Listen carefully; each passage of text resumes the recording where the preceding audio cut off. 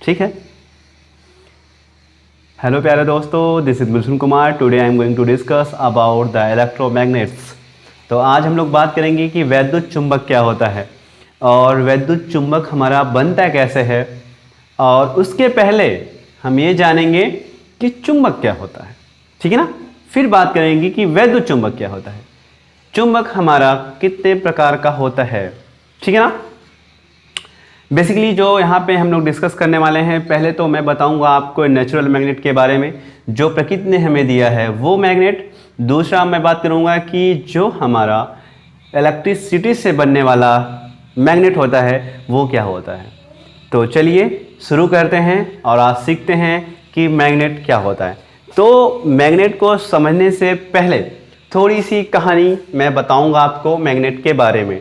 Magnet मतलब चुंबक, है ना। क्या होता है हमारा चुंबक, क्या होता है हमारा मैग्नेट, कहाँ से मिला हमें मैग्नेट, है ना। मैग्नेट की कहानी, ठीक है ना, गुलशन कुमार की जुबानी। ठीक है। तो मैग्नेट, देखिए मैग्नेट क्या है, जो हमारा प्रकृति ने दिया है हमें मैग्नेट, वो हमारा क्या होता है बाबू, उसे हम लोग बोलते हैं प्राकृतिक चुंबक या फिर नेचुरल मैग्नेट। उसकी कहानी शुरू होती है हमारा मैग्नीशिया नामक आइलैंड से, है ना। ग्रीक का एक आइलैंड है जिसका नाम है मैग्नीशिया। वहीं से हमारा मैग्नेट की उत्पत्ति होती है। वहीं से पहला जो मैग्नेट मिला था इंसान को, वहीं से मिला था। ठीक है ना। अब देखिए वहाँ पे कहानी ये बताई जाती है कि वहाँ पे जो शेफर्ड हुआ करते थे वो बकरी वगैरह चराने जाते थे, तो उनके जो हमारा स्टिक होती थी जिससे वो लोग हरकते थे गाय भैंस और बकरियों को, उनमें वो लोग ऊपर वाले पोर्शन में नेल लगाए रहते थे उसका, आयरन वगैरह का। तो जब पत्थर वगैरह पे वो ऐसे खोदते खादते थे तो वो चपकने लगता था, है ना। चपकना का मतलब होता है स्टिक हो जाना, चिपकना, जिसे आप समझते हैं ना। तो क्या करने लगता था, जो उनकी छड़ी वगैरह होती थी वो क्या करती थी, उसमें चिपकने लगती थी उस पत्थर में। वो जो हमारा मैग्नीशिया नामक आइलैंड है, वहाँ पे जब लोग जाते थे चरण वगैरह, अच्छा आप देखते होंगे कि जो भेड़ बकरियाँ चराते हैं उनके पास जो डंडवा नहीं होता है, डंडे में जो आगे वाला पोर्शन होता है वहाँ पे वो लोग क्या करते हैं, लोहा वोहा लगा के रखते हैं। ठीक है ना। तो उससे खोदते खाते भी रहते हैं, ये चीज़ें ये नॉर्मल आ देते हैं, है ना। तो उससे खोदाई खदाई करते रहते हैं, तो खोदते खाते रहते थे। तो वहाँ पे जो पत्थर हुआ करता था मैग्नीशिया में, वो क्या करता था, उसको चिपकने लगता था। ठीक है ना। और ऐसा बोला जाता है कि जो उनके खड़ाऊं होता था, मतलब जो चप्पल होता था लकड़ियों का, वो भी चिपकता था। अब बात यह थी कि लकड़ी कैसे चिपक सकता है, लकड़ी नहीं चिपकता था। एक्चुअली क्या होता है कि लकड़ियों को चप्पल के फॉर्म में सेट करने के लिए उसमें क्या करते थे, लोहे की कील ठोक के उसके सेट करते थे, तो कील भी क्या करता था, पकड़ता था। तो बहुत दिनों तक ये चीज़ काफ़ी कंफ्यूजिंग रही, काफ़ी लोग परेशान रहे कि भैया क्या है ऐसा जो चिपकता है। तो पत्थर को लाते थे, कमाल भी दिखाते थे उससे, जो हमारा कि ये देखो जैसे जादूगर वगैरह होते हैं तो वो लोग उसका यूज़ करते थे, जादू भी दिखाते थे कि देखो ये मैग्नेट है, मतलब ये एक ऐसा पत्थर है, पत्थर से क्या है, लोहा को चिपक ले रहा है, खींच रहा है अपनी यहाँ, है ना। तो वो सब कहानियाँ हैं। ठीक है ना। अब बात आती है कि ये जो मैग्नेट है, मैग्नेट का नाम मैग्नेट ही क्यों पड़ा। देखिए मैंने बताया कि जो हमारा आइलैंड है उस आइलैंड का नाम क्या मैंने बताया बाबू, मैग्नीशिया, मैग्नीशिया। ठीक है ना। इस मैग्नीशिया से ही इंस्पायर होके उस पत्थर का नाम, जो हमारा लोहा निकिल कोबाल्ट लाइक जो हमारे मेटल्स हैं उनको अपनी तरफ क्या करता है, अट्रैक्ट करता था, उस पत्थर का नाम हम लोग क्या कर दिए, उस पत्थर का नाम हमने क्या रख दिया, मैग्नेट। क्या नाम रख दिया बाबू लोग, मैग्नेट। ठीक है ना। देखिए हमने मैग्नेट नाम क्यों रखा, एक्चुअली वो एक क्या था, पत्थर था। उस पत्थर का नाम हमने मैग्नेट क्यों रखा, क्योंकि वो जिस स्थान से पाया गया था उस स्थान का नाम था मैग्नीशिया। मैग्नीशिया नाम से इंस्पायर होके उस पत्थर का नाम एक स्पेशल नाम रखा गया, जिसको हम लोग क्या बोलते हैं, मैग्नेट। क्या बोलते हैं, मैग्नेट। ठीक है ना। तो मैग्नेट शब्द जो आया है वो कहाँ से आया है, मैग्नीशिया से, पहली बात। दूसरी बात जो आती है वो ये है कि जो इसका हिंदी इक्विवेलेंट है ना, इसका हिंदी इक्विवेलेंट है वो हमारा क्या होता है, हिंदी में से बोलते हैं चुंबक। क्या बोलते हैं, चुंबक। चा से चुंबक, चुंबक। ठीक है। इसकी जो मैग्नेट का इक्विवेलेंट हिंदी शब्द है उसका नाम है क्या, चुंबक। ठीक है। चुंबक का जो उत्पत्ति है वो गजबे है ना। चुंबक का जो उत्पत्ति वो गजबे है, वो है चुंबन से। चुंबन मतलब चुम्मा, हाँ चुम्मा, वही चुम्मा जो तुम समझ रहे हो, है ना। देखो एक्चुअली होता क्या है, इसका नाम चुंबक रखा क्यों गया है ना। एक सेकंड में देख लूँ थोड़ा रिकॉर्ड हो रहा है नहीं हो रहा। हाँ बहुत अच्छा। एक्चुअली देखो जो चुंबक है ना, मैंने बताया कि ये चुंबक जो शब्द है वो चुम्मा से इंस्पायर्ड है। चुम्मा मतलब यार चुंबन है ना, इसका शुद्ध नाम अगर मैं बोलूँ तो चुंबन उसे बोला जाता है, जिसे हम लोग चुम्मा बोलते हैं, फिर किस जो भी बोलो। होता क्या है कि जब हमें कोई बहुत प्यारा लगता है तभी हम उसको किस करना चाहते हैं। अच्छा किस करना क्यों चाहते हैं हम, क्योंकि हम उसकी वजह से उसकी तरफ खींचे चले जाते हैं, मतलब अट्रैक्ट होते चले जाते हैं। मतलब कोई बहुत क्यूट सा होगा तभी तो किस करने का मन करेगा, या फिर कोई एकदम से मतलब मान लो एक छोटा बच्चा है ना, बहुत सुंदर सा है, उसको तुम अनायास ही क्या करोगे, उसकी तरफ खींचे चले जाते हो और अरे बाबू अरे छोनो मोनो करके क्या हो जाते हो, चले आते हो और किस भी कर लेते हो। क्यों? क्योंकि वो बहुत क्यूट है। अच्छा वो क्यूट है इसीलिए तुम उसकी तरफ क्या है अट्रैक्ट हुए चले जाते हो। अगर वहीं पर वही बच्चा बहुत गंदा सा हो, नाक वाक पूरा बह रहा हो एकदम, पूरा एकदम से मतलब एकदम मान लो पूरा लपेट के रखा है, मिट्टी जिट्टी पूरा नाक वाक पूरा करके रखा है, तो तुम उसको देख के क्या अट्रैक्ट होगे? नहीं होगी। अच्छा बात आती है कि चुंबक क्या मतलब है। चुंबक का मतलब क्या हुआ कि जब हम किसी को चुंबन करने जाते हैं, है ना, जब हम किसी को किस करने जा रहे होते हैं, किसी बच्चे को, किसी छोटे बच्चे या बच्ची को, तो हम लोग क्या करते हैं, पहले उसकी तरफ जाते तो है ना, मतलब उसकी तरफ क्या होते हैं, हम अट्रैक्ट होते हैं। पहला काम क्या होता है अट्रैक्शन का, क्योंकि आप पहले उसकी तरफ खूबसूरती की कारण उसकी क्यूटनेस के कारण उसकी तरफ पहले क्या होते हैं, खींचे चले जाते हैं, मतलब अट्रैक्ट होते हैं, है ना। और अट्रैक्ट होने की प्रक्रिया ही तो हमारा क्या होता है, मैग्नेट के अंदर होती है। मैग्नेट भी क्या करता है हमारा, कोबाल्ट निकिल आयरन लाइक जो हमारे मटेरियल होते हैं उनको अपनी तरफ क्या करता है, अट्रैक्ट ही तो करता है। तो अट्रैक्शन का जो प्रॉपर्टी है हिंदी में वो कब आता है, चुंबन करने जब हम जाते हैं, ठीक है ना। अच्छा चुंबन करने जब तुम जा रहे हो तो ऑटोमेटिक जब उसके पास जाओगे चिपकोगे तभी तो कर पाओगे, बिना किसी को दूर से कैसे चुंबन कर सकते हो। वो फ्लाइंग किस वाला बात मत समझना भाई, मैं असली चुंबन की बात कर रहा हूँ, है ना। फ्लाइंग वाला बात ही अलग होता है, ठीक है। ठीक है, तो यहाँ पे क्या होता है, तो वहाँ से क्या होता है बाबू कि जब चुंबन करने आप जाते हो तो आप अट्रैक्ट होते हो। तो वहीं से इंस्पायर हुआ कि वो प्रोसेस जिसमें एक वस्तु दूसरे वस्तु से क्या हो रही हो, अट्रैक्ट हो रही हो। जैसे एक इंसान किसी पशु से भी आप प्रेम कर सकते हैं, अगर आपका पपी बहुत क्यूट है या फिर जो भी है तुम्हारे घर में भालू सालू जो भी है, ठीक है ना। तो हम लोग क्या करते हैं, हम तो मुझे तो छोटे बच्चे ज़्यादा पसंद है तो मैं छोटे बच्चों की बात करूँगा, ठीक है भाई। तो छोटे बच्चों को जब आप किस करने जाते हो तो आप उसकी तरफ अट्रैक्ट होते हो, और इस अट्रैक्शन का फिनोमिना हमारा कहाँ होता है, मैग्नेट में, और वहीं से इंस्पायर होकर हमने इसका नाम क्या रख दिया, चुंबकत्व या फिर चुंबक। क्या बोल दिया, चुंबक। चुंबक का मतलब क्या होता है, चुंबक का मतलब होता है एक ऐसा गुण, एक ऐसा पदार्थ, है ना, जो एक ऐसा पदार्थ जो किसी दूसरे पदार्थ को क्या करे, अपनी तरफ खींचे, क्या करे, अपनी तरफ अट्रैक्ट करे। उस पदार्थ को हम लोग क्या बोलते हैं, चुंबक, या फिर अंग्रेजी में मैग्नेट, ठीक है, वेरी गुड। तो एक ऐसा पदार्थ, अच्छा अब देखो एक पदार्थ जो किसी दूसरे पदार्थ को खींचे तो इसका मतलब ये कतई नहीं है वो हर पदार्थ को खींचने लगेगा। जैसे मैंने बताया कि छोटा बच्चा हमें अट्रैक्ट करता है ना, और बड़ा बच्चा भी अट्रैक्ट कर लेता है कभी कभी, है ना, उसमें टेंशन नहीं लेना है। तो जब तुम उसे किस करने जा रहे हो तो पहले मैटर ये करता है कि वो दिखने में कैसा है ना।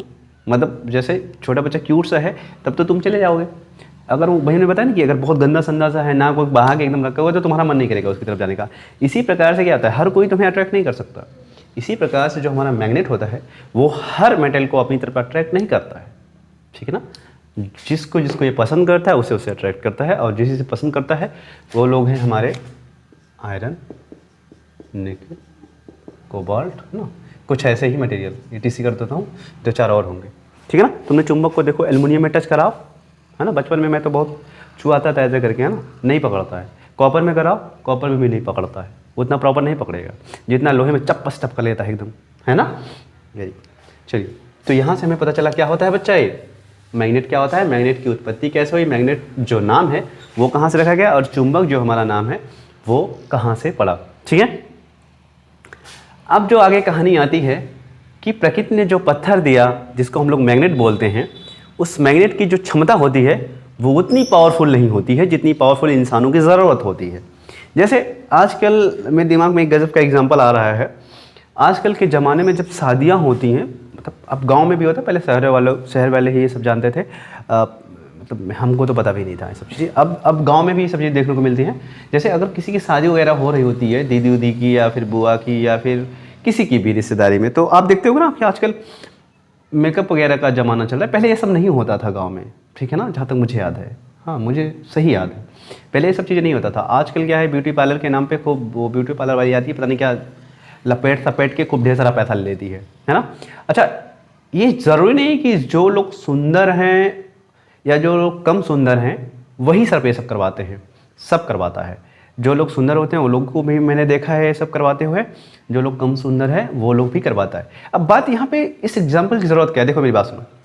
जैसे इंसानी प्रवृत्ति है कि जो भी चीज़ें तुम्हारे पास हैं हम उसको और भी एनहेंस करना चाहते हैं। जैसे हमारे पास अगर ब्यूटी है तो हम, जो लोग बहुत खूबसूरत होते हैं, कुछ लोग बहुत खूबसूरत होते हैं ना, लड़की हो चाहे लड़का, लेकिन वो लोग भी क्यों देखोगे ना तो वो लोग साला और भी करवाएगा, वो लोग उससे सेटिस्फाई नहीं है, ठीक है ना। वो और भी उससे क्या करता है, सोचता है और भी एकदम से, मतलब क्या ही बोलें, मतलब अप्सरा ही हो जाए, ठीक है। तो वो लोग करवाता रहता है ये सब कि और भी ब्यूटी देखिए। जब ब्यूटी का एग्जांपल मैं इसलिए दे रहा हूँ, देखो अभी ज़रूरत पड़ेगा उसका। जैसे जिस प्रकार से हमारा ह्यूमन होता है, ह्यूमन किसी भी जिस स्टेज में तुम हो या फिर तुम्हारे पास अगर दौलत हो तो उसमें भी तुम सेटिस्फाई नहीं रहते हो, उसके लिए लगातार लड़ते हो, वो बहुत अच्छी बात है। मुझे भी मतलब ये पसंद है कि भाई और दौलतमंद बनते जाओ, है ना, ताकि और लोगों का भला कर पाओ, है ना। अगर तुम अपना भला कर लिए तो दूसरों का कर लो, इसके लिए मेहनत करते रहो। अब बताती है कि जैसे कि इंसान, मैंने बताया इंसान की प्रवृत्ति ही है कि जो उसको ईश्वर ने दिया है, जो गॉड गिफ्टेड है, चाहे वो ब्यूटी हो चाहे वो दौलत हो, उसे वो इन्हेंस करना चाहता है, उससे और भी इंक्रीमेंट चाहता है, ठीक है ना। मैं शराबियों की बात नहीं कर रहा हूँ ना, वो लोग तो साला अपना जो दादा परदादा बना के गए वो लोग बेच के खा जाता है, उनकी बात नहीं कर रहा मैं, एकदम सामान्य इंसान की बात कर रहा हूँ। तो क्या होता है कि जिस प्रकार से हम लोग क्या करते हैं, अपनी ब्यूटी को, अपने दौलत को इन्हेंस करते हैं, उसी प्रकार से जो मैग्नेट की जो मैग्नेटिक प्रॉपर्टी है, मैग्नेट की जो क्या है मैग्नेटिक प्रॉपर्टी है, जो इसकी क्षमता है, उसको भी हमने क्या करा, अपनी ज़रूरत के हिसाब से एनहेंस करने की कोशिश की, मतलब उसे बढ़ाने की कोशिश की। अब देखो बढ़ाना है तो तुम्हें कुछ ना कुछ जुगाड़ करना पड़ेगा। देखो कुदरत अगर जो तुमको दी है, अगर इसमें तुम्हें सुंदर लगना है तो इसमें कुछ पोताना या फिर जो भी चीज़ें होती हैं कुछ तो करवाना ही पड़ता है ना। नहीं तो ऐसे तो हो नहीं सकती धूप में बैठ के तुम बहुत सुंदर हो जाओ, है ना, नॉट पॉसिबल। तो एक्सटर्नल कुछ चीज़ें करवानी पड़ती है।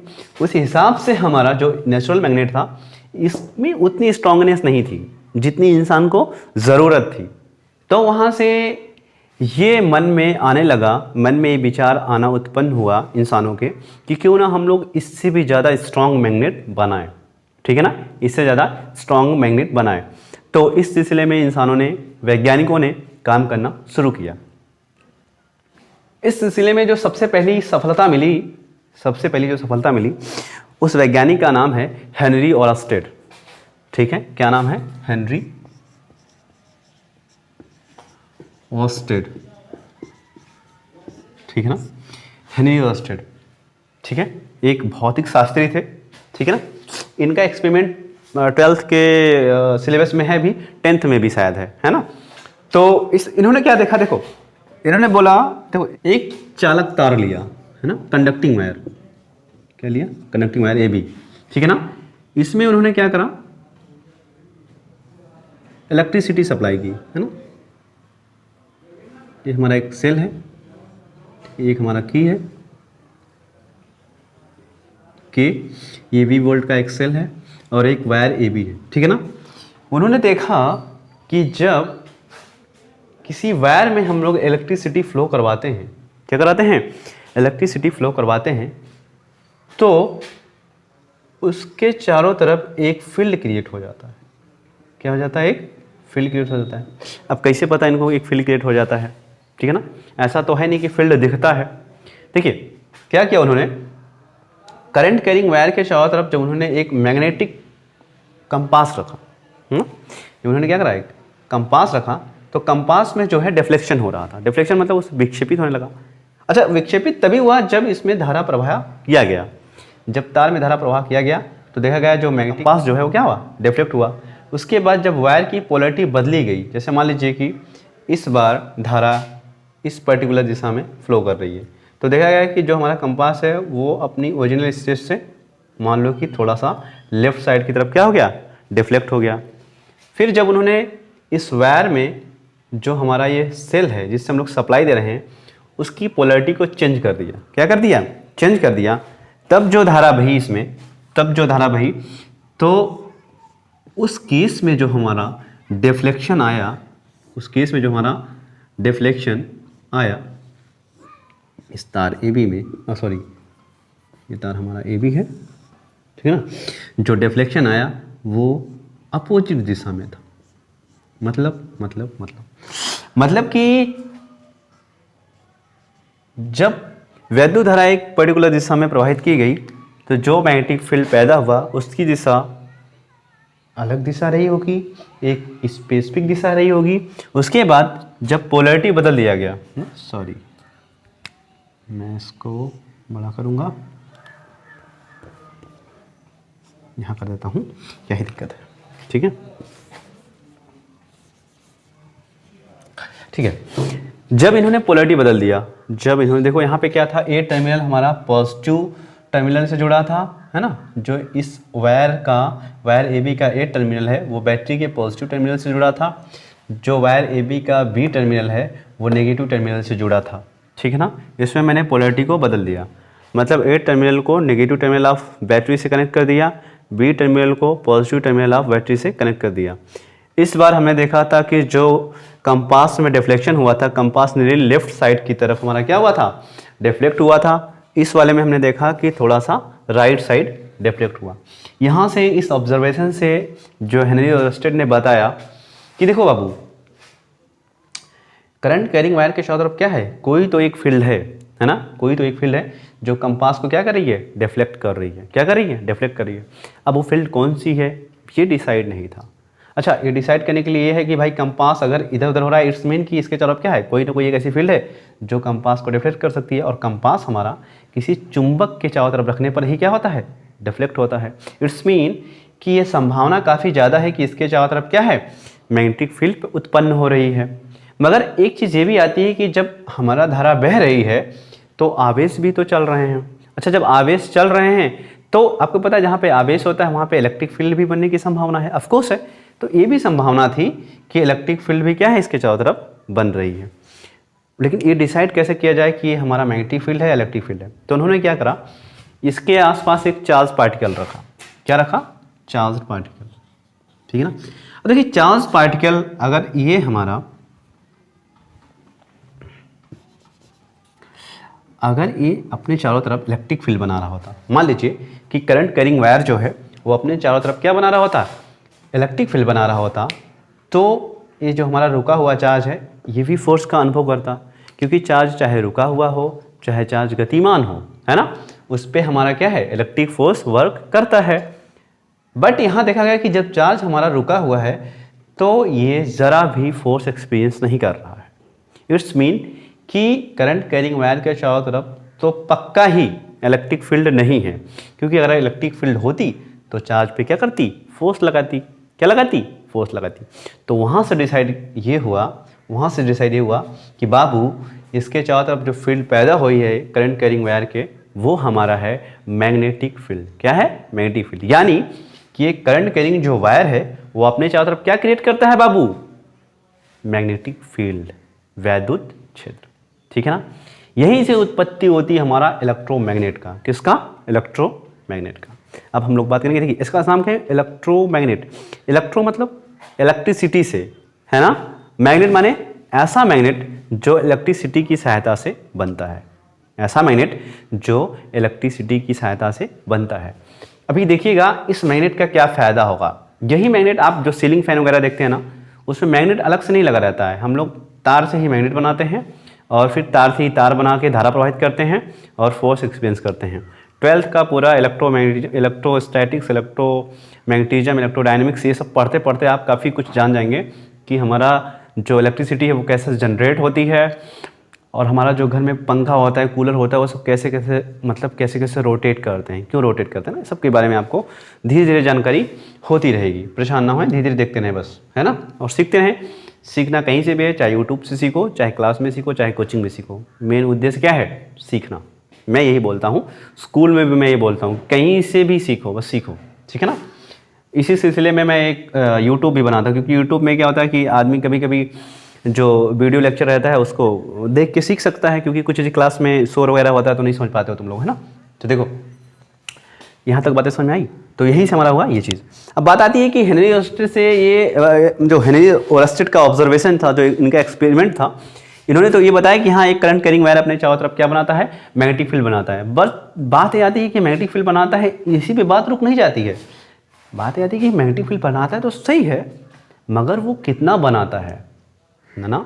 जो मैग्नेटिक फील्ड बन रहा है उसका मैग्नीट्यूड क्या है बाबू, है ना। मैग्नीट्यूड कितना है, कितना इलेक्ट्रिक फील्ड बनाता है, किन किन फैक्टर पे जो मैग्नेटिक फील्ड का मान है वो डिपेंड करता है, ठीक है ना।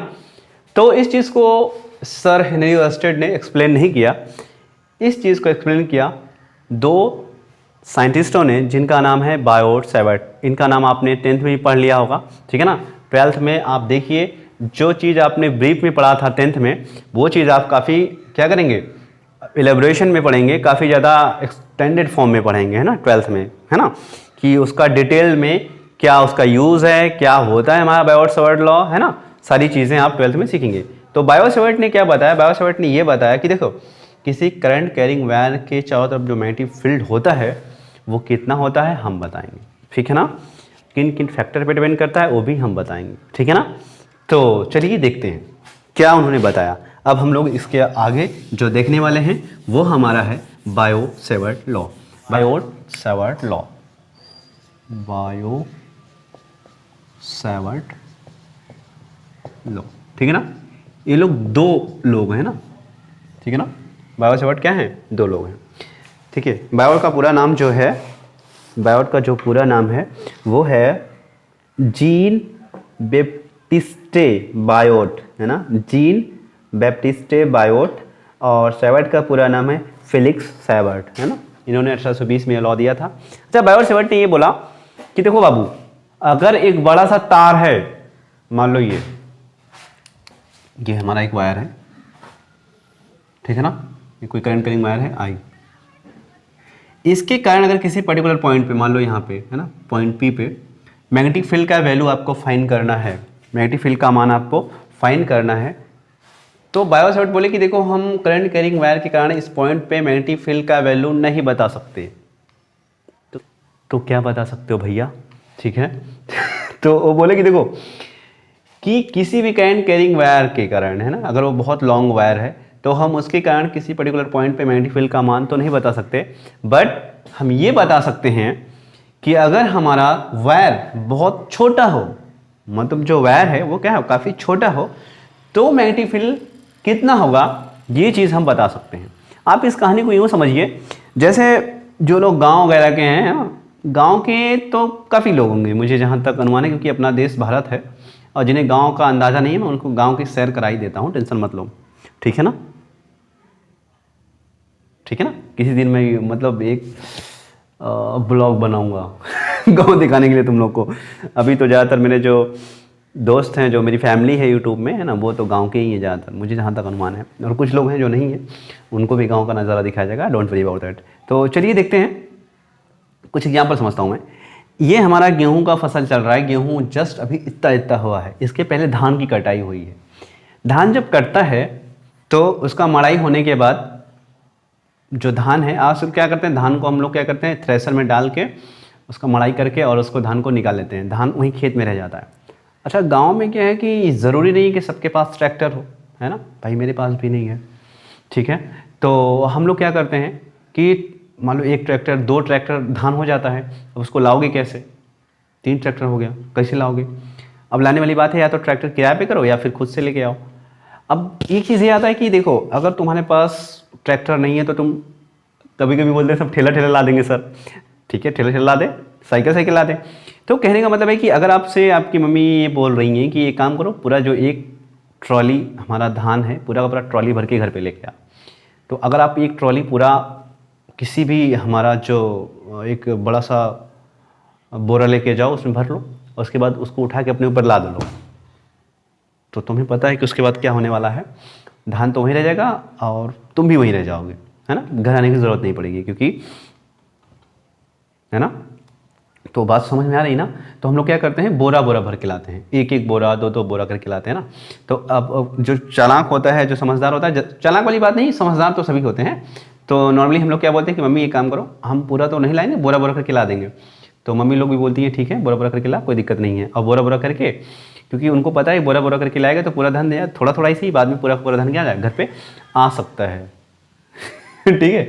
अच्छा, तुम लोग सोच रहे हो कि इतना क्यों एग्जाम्पल दे रहा है, डायरेक्ट बता। देखो एग्जाम्पल की ज़रूरत इसलिए ना, कई बार सब लोग उतने माइंड से तो उतना अच्छा नहीं होता है कुछ बच्चों का, है ना, कि क्या इंटीग्रेशन है, क्या डिफरेंशिएशन है, इन सब में आदमी उलझ जाता है। इसलिए मुझे ज़रूरत है एग्जाम्पल देने की। डिफरेंशिएशन का मतलब यही है ना, इंटीग्रेशन का मतलब यही है कि हम लोग क्या करें, बड़े से वर्ग को छोटे छोटे टुकड़ों में क्या करें, बांट दें, है ना। जैसे हम लोग धान लाते हैं तो पूरा एक ट्रैक्टर धान हम एक बार में उठा के लाने की कोशिश करेंगे तो दब के मर जाएंगे और कुछ होगा नहीं, ठीक है ना, काम कुछ नहीं होगा। तो हम लोग क्या करते हैं, बोरा बोरा करके ले आते हैं, थोड़ा थोड़ा करके, और काम भी हो जाता है और हमारा क्या होता है, नुकसान भी नहीं होता है। तो बायो सावर्ट वही बोले कि देखो भैया, पूरा तार के कारण अगर तुम मैग्नेटिक फील्ड हमसे निकलवाना चाहते हो, है ना, पूरा तार के कारण अगर तुम मैग्नेटिक फील्ड हमसे निकलवाना चाहते हो तो वो तो हम नहीं निकाल पाएंगे, मगर हाँ छोटे छोटे लंबाई के तार के कारण अगर मैग्नेटिक फील्ड हमसे कहोगे तो हम वो निकाल देंगे। तो बिल्कुल बाकी साइंटिस्ट जो उनकी मम्मी की तरह रहे होंगे वो बोलेंगे कर भैया तू थोड़ा ही कर, बाकी तो हम लोग चालाक हैं, जोड़ के निकाल लेंगे पूरे तार के कारण। समझ में आई नहीं आया? तो देखिए क्या हुआ, बायो सावर्ट बोलते हैं कि बाबू देखो, अगर किसी तार का छोटा सा लंबाई तुम ले लो, है ना, छोटा सा लंबाई, ये लंबाई है dl, इसके कारण किसी पर्टिकुलर पॉइंट पे p पे मान लो, है जिसकी दूरी r है, यहाँ पे मैग्नेटिक फील्ड तुम्हें निकालना है। तो बताया अपने एक्सपेरिमेंट में कि क्या क्या होता है, जो इस करंट कैरिंग एलिमेंट के कारण, इसको बोलते हैं करंट कैरिंग जो एलिमेंट है ना, इसके कारण जो मैग्नेटिक फील्ड है इस पॉइंट P पर वो किन किन बातों पर डिपेंड करती है। वो है पहली बात, इसे हम लोग डी बेस दिखाते हैं। डी मतलब छोटा सा डिफरेंशियल, है ना, बी मतलब magnetic field. Differential magnetic field जो है वो किन किन बातों पर डिपेंड करती है। पहली बात तो डिपेंड करती है धारा पर। D B is directly proportional to I, मतलब अगर धारा ज़्यादा है इस तार में तो मैग्नेटिक फील्ड भी क्या होगा, ज़्यादा होगा। दूसरा जो ऑब्जर्वेशन था, d B is directly proportional to d l, अगर लंबाई ज़्यादा होगी तो भी मैग्नेटिक फील्ड क्या होगा, ज़्यादा, मतलब ये डी एल लेंथ है ज़्यादा होगी तो भी मैग्नेटिक फील्ड क्या होगा बच्चा, ज़्यादा। अगला, d B is directly proportional to the sine theta. अब साइन थीटा क्या बोला है, थीटा हमारा ये है, डी एल और आर के बीच बनने वाला जो कोण होता है वो हमारा थीटा है। अगली बात क्या आती है, आगे हमारा है d B is inversely proportional to the square of r, मतलब जो दूरी है उस पॉइंट की, जिस पॉइंट पे हमें मैग्नेटिक फील्ड का मान निकालना है उसकी दूरी के स्क्वायर के इन्वर्सली प्रोपोर्शनल होता है, ठीक है ना। अब इन चारों को अगर आप कंबाइन कर दो तो जो एक्सप्रेशन हमारा निकल के आएगा वो आ जाएगा हमारा d B is directly proportional to I d l sine theta by r square. Proportional का साइन हटेगा बाबू लोग, प्रोपोर्शनल का साइन हटेगा तो कॉन्स्टेंट आएगा mu naught upon 4 pi I d l sine theta by r square, ठीक है। इस छोटू से डी एल एलिमेंट के कारण पॉइंट P पर जो मैग्नेटिक फील्ड का मान है वो है हमारा mu naught by 4 pi I d l sine theta by r square. अब देखिए आई के बारे में आप जान रहे हैं कि करंट फ्लोइंग थ्रू दैट, है ना, एलिमेंट, डी एल उस लेंथ की लंबाई है, sine theta is the angle between r and d l, और हमारा जो आर है वो distance of the point from d l, है ना। अब बात आती है कि जो डी एल है ना, वो हमारा किस दिशा में लेना है, डी एल को आपको हमेशा लेना है आई की दिशा में, है ना। अच्छा क्यों, क्योंकि जो हमारा मैग्नेटिक फील्ड है वो एक सदिश राशि है। समझ नहीं आया क्या है सदिश राशि, अभी आपको समझ में आएगा कि क्या है ये। अच्छा, सदिश राशि का मतलब ही होता है एक ऐसी राशि जिसको रिप्रेजेंट करने के लिए हमें दिशा और मैग्नीट्यूड दोनों की आवश्यकता हो, ठीक है ना। इसका मतलब इसका दिशा भी होगा, तो दिशा कैसे फाइंड करेंगे, तो चलिए अभी देखते हैं, टेंशन मत लीजिए, है ना। तो डी बी हमारा क्या आ जाएगा, mu naught by 4 pi I d l sine theta by r square, ठीक है ना, ये हमारा मैग्नीट्यूड है, ठीक है। और म्यू नॉट को हम लोग बोलते हैं permeability of free space, permeability of free space. अगर मैं इसे हिंदी में बोलूँ तो बोलते हैं निर्वात अथवा वायु की चुंबकशीलता। क्या बोलते हैं, निर्वात अथवा वायु की चुंबकशीलता, और इसका मान होता है 4 पाई इंटू 10⁻⁷। अच्छा, डीबी का मात्रक क्या होता है, ये भी बड़ा ज़रूरी है ना। इसका मात्रक होता है टेस्ला, ठीक है, या फिर न्यूटन पर एम्पियर मीटर, और करके लिखना चाहिए मुझे, है ना, टेस्ला या फिर न्यूटन पर एम्पियर मीटर, है ना, या फिर और क्या इसके बहुत मात्रक होते हैं, वेबर पर मीटर स्क्वायर, या फिर क्या, गॉस, ठीक है ना। इस तमाम इसके मात्रक हैं, ठीक है ना। जो आप ज़्यादातर यूज़ करिएगा वो है तस्ला, जो हमारा क्या है, टेस्ला, ठीक है बाबू। होपफुली आपको ये समझ में आया होगा, ठीक है ना। तो ये वीडियो हमें लग रहा है ज़्यादा लंबा हो जाएगा, है ना, ठीक है। तो बाकी मैं नेक्स्ट वीडियो में बताता हूँ कि अगर हमारा एक फाइनाइट लेंथ का वायर है, उसके कारण मैग्नेटिक फील्ड अगर आपको मतलब बतानी है तो आप कैसे निकालोगे, ठीक है ना। तो ये वीडियो बहुत लंबा हो सकता है बाबू लोग, है ना, और आप बोर भी हो सकते हो। तो आज के लिए इतना ही, है ना। Thank you for watching the video. Next video में मैं बताऊँगा कि जो मैग्नेटिक फील्ड है उसका दिशा कैसे हम लोग फाइंड करते हैं, और एक नियत लंबाई के, है ना, धारावाही चालक के कारण, है ना, एक ऐसा वायर, है ना, फाइनाइट लेंथ के वायर के कारण हमें अगर किसी पर्टिकुलर पॉइंट पे मैग्नेटिक फील्ड का वैल्यू फाइंड करना हो तो हम कैसे फाइंड करेंगे और वो कितना आएगा, उसका डेरिवेशन, वो बहुत ही इंपॉर्टेंट है। तो वो नेक्स्ट वीडियो में बताऊंगा। पहले आपको बताऊंगा कि how to find the direction of magnetic field due to current carrying wire, उसके बाद हम बताएंगे magnetic field due to a finite length current carrying wire, है ना, एट अ पॉइंट। तो होपफुली आपने इसे एंजॉय किया, है ना। बहुत बेसिक इन्फॉर्मेशन के लिए वीडियो मैंने बनाया था। नेक्स्ट मैं बताता हूँ स्ट्रॉन्ग जो हमारा बोर्ड के पॉइंट ऑफ व्यू से, है ना, कंप्लीशन के पॉइंट ऑफ व्यू से जो हमारे डेरिवेशंस हैं उनके बारे में। तो अपना ख्याल रखें। Thank you for watching the video. अगर वीडियो आपको अच्छी लगती है दोस्तों तो प्लीज़ शेयर करें, है ना, अपने दोस्तों के साथ इसे शेयर करें, ज़्यादा से ज़्यादा शेयर करें। और जो मेरे भाई जो नए मेरे वीडियो को देखते हैं, अगर उन्हें अच्छा लगता है तो please subscribe the channel. Okay, मिलते हैं नेक्स्ट वीडियो में, और तब तक अपना ख्याल रखें। Thank you for watching the video.